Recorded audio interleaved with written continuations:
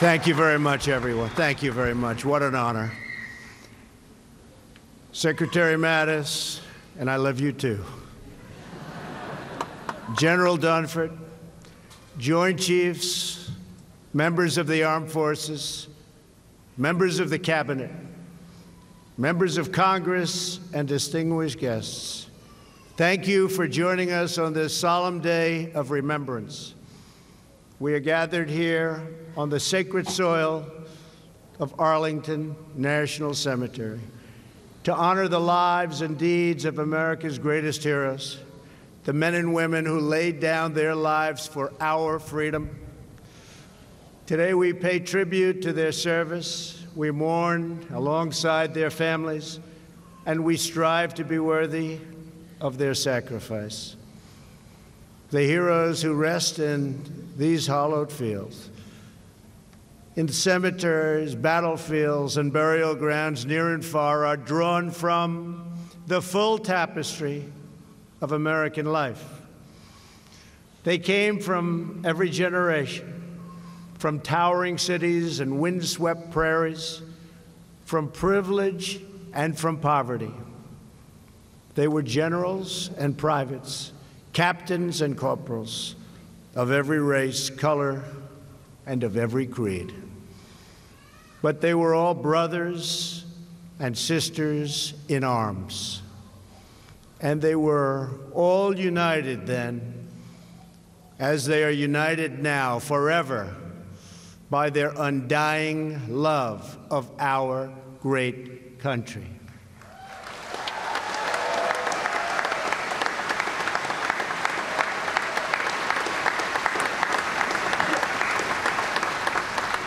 Theirs was a love more deep and more pure than most will ever know.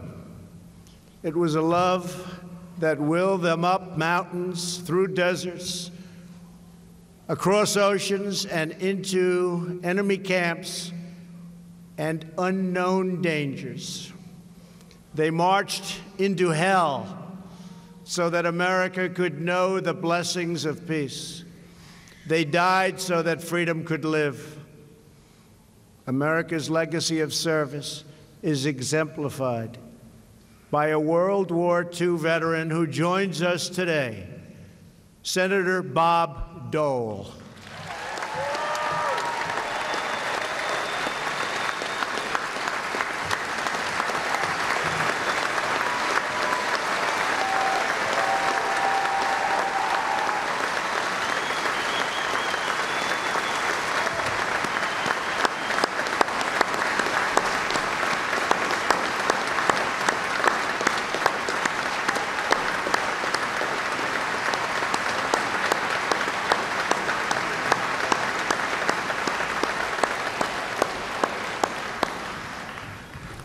Earlier this year, I was fortunate to present a very special award to Bob, the Congressional Gold Medal.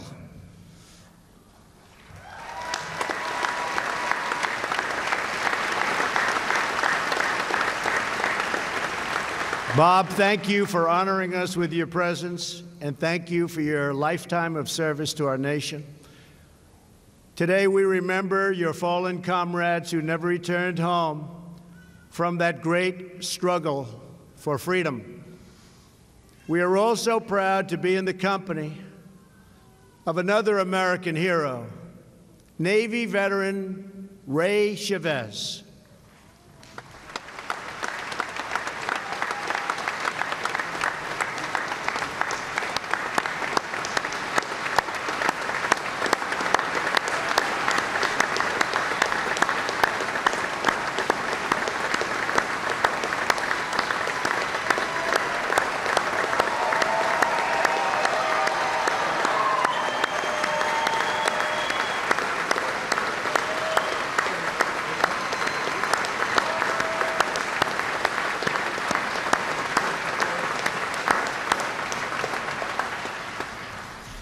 At 106 years of age,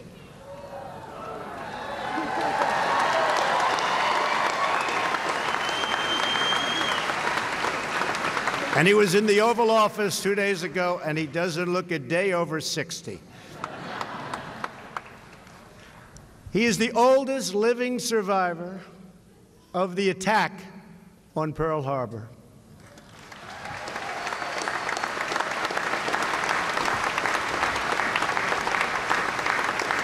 What a guy.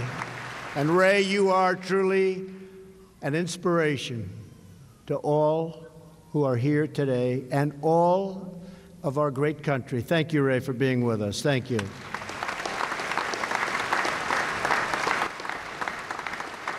Thank you. Most importantly, we're joined today by the families of American heroes who made the ultimate sacrifice. We cannot imagine the depth of emotion that this day brings. Each year, the grief renewed, the memories relived, those last beautiful moments together cherished and always remembered. And you also feel that incredible pride, a pride shared by one really and truly grateful nation.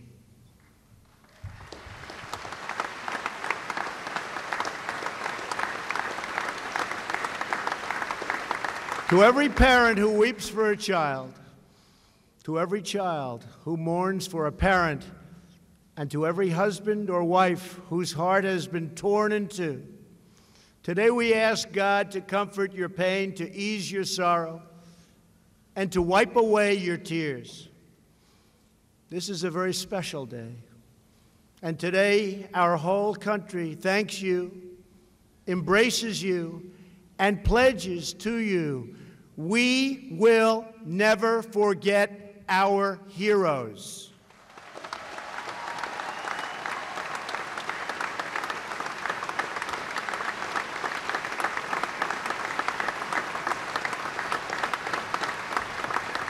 Joining us today is the family of Marine Lieutenant Colonel David Green, who rests here at Arlington.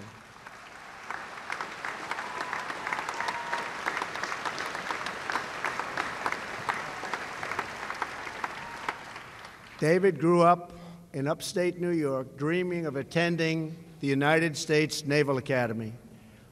In 1982, that dream came true.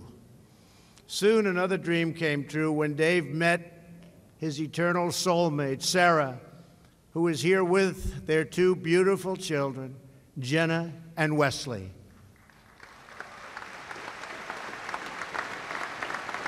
Please.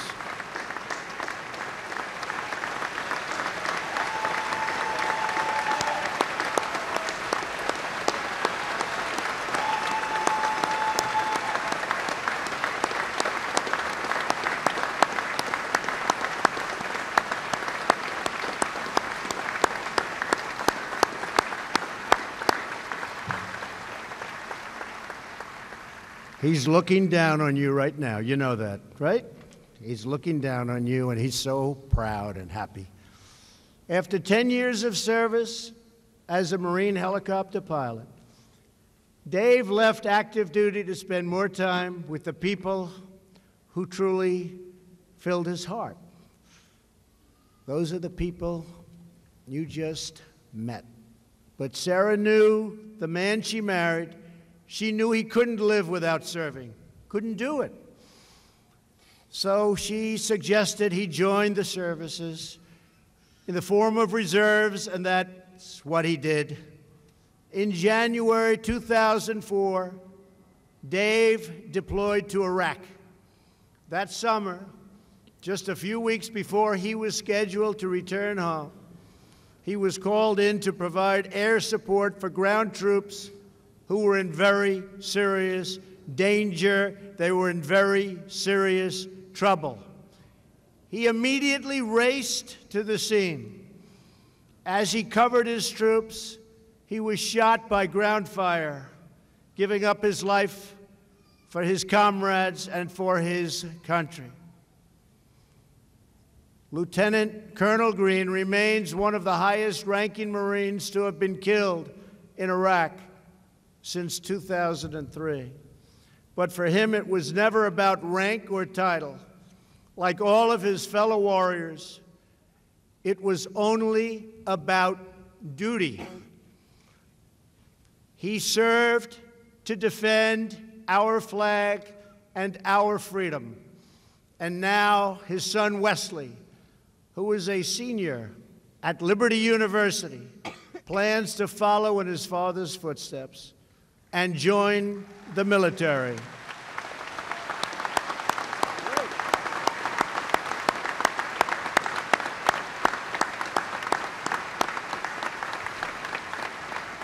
Wesley, I just want to congratulate you and your entire family. Great, great family. Thank you very much, and thank you for being here with us. Thank you very much. Beautiful. You're going to love the military. These are incredible people. We're also honored to have with us today the family of Army Captain Mark Stubbenhofer and his wife, Patty, and their children, Lauren, Justin, and Hope. Please.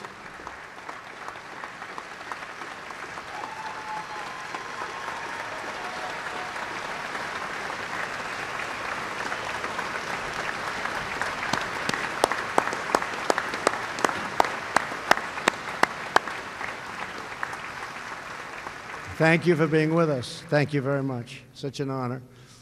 Mark grew up not far from here in Springfield, Virginia. Every year he visited these grounds and hoped to someday serve here as a member of that very, very famous Old Guard. In 2004, Mark deployed to Iraq for the second time. While he was there, Patty went into labor with their third child, and Mark was with her by phone when their beautiful baby girl was born. Together, they named her Hope. Just a few months later, Mark was on a mission near Baghdad when he was tragically slain by a sniper's bullet. Today, Hope is 13 years old. Although she never had the chance to meet her great father, she can feel his love wrapped around her every single day. And when Patty puts her children to bed and kisses them goodnight, she can see Mark's legacy beaming back at her through their bright and glowing eyes.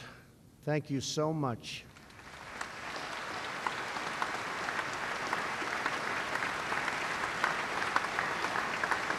Really beautiful. Thank you. You know that, right? Also joining us today is a very special friend, 7-year-old Christian Jacobs, who is here with his mom, Brittany. I met Christian exactly 1 year ago today. Last year, after the wreath-laying ceremony, Christian walked over to me with great confidence, shook my hand, looked me straight in the eye, and asked if I would like to meet his dad. He loved his dad. Marine Sergeant Christopher Jacobs, who died when Christian was just 8 months old.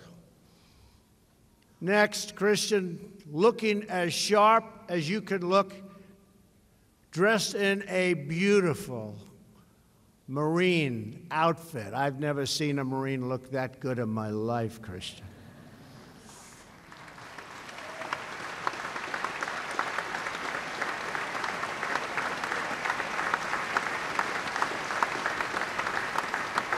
He wanted to look good, he told me, as a tribute to his father. And he led me to his dad's grave, and we paid our respects together. It was a moment I will always remember. Christian, I want you to know that even though your father has left this world, he's left it for the next. But he's not gone. He'll never be gone. Your dad's love, courage, and strength live in you, Christian. And as you grow bigger and stronger, just like him, so too does your father's incredible legacy. So thank you both. That's so beautiful. Thank you. Thank you.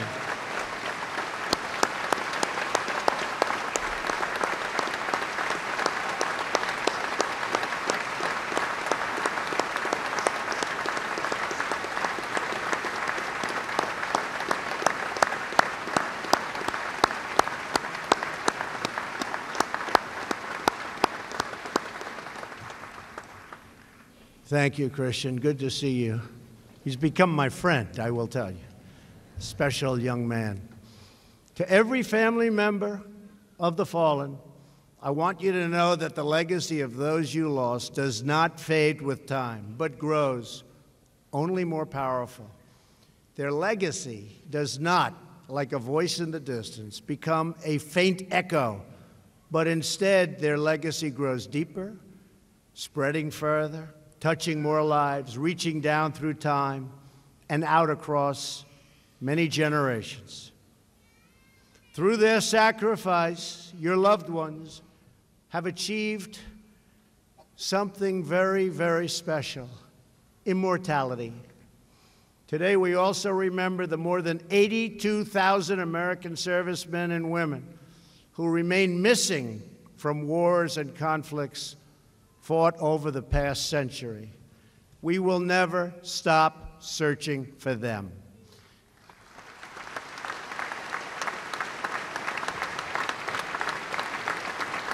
And whenever possible, we will bring them home. We pledge to remember not just on Memorial Day. We will always remember them. We will remember them every day. Moments ago, I laid a wreath in tribute to those resting in honored glory. For more than 80 years, the sentinels of the Old Guard have kept watch over the tomb of the unknown soldier. Serving in this elite unit is among the most prestigious honors in the United States military. While the rest of us sleep, while we go about our lives, through every minute, through every day, through freezing cold, scorching heat, and raging storms, they stand watch. Even when the earth shook beneath their feet on 9/11 and smoke from the Pentagon darkened the sky above these tree-lined hills, here they remained faithful at their post, eternal on guard. They never moved. The sentinel always stands because America never forgets. It's our heroes who make us who we are and who determine what we will be.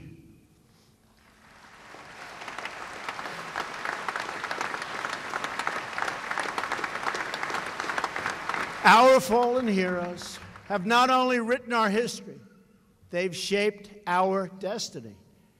They saved the lives of the men and women with whom they served. They cared for their families more than anything in the world. They loved their families. They inspired their communities, uplifted their country, and provided the best example of courage, virtue, and valor the world will ever know. They fought and bled and died so that America would forever remain safe and strong and free. Each of the markers on that field, each of the names engraved in stone, teach us what it means to be loyal and faithful and proud and brave and righteous and true. That is why we come to this most sacred place. That is why we guard these grounds with absolute devotion. That is why we always will remember. Because here, on this soil, on these grounds, beneath those fields, lies the true source of American greatness, of American glory, and of American freedom. As long as we are blessed with patriots such as these, we shall forever remain one people, one family, and one nation under God.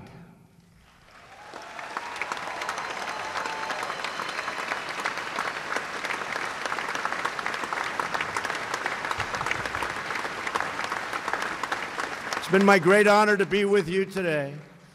I want to thank you. May God bless the families of the fallen. May God bless the men and women who serve.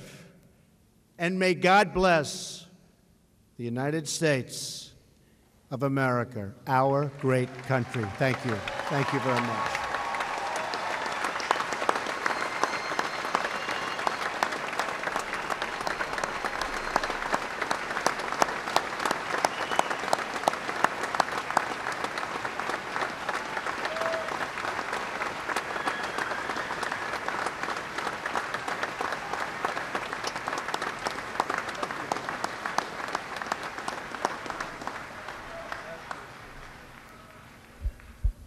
Ladies and gentlemen, please stand for the playing of taps and the benediction, then remain standing for the playing of America the Beautiful.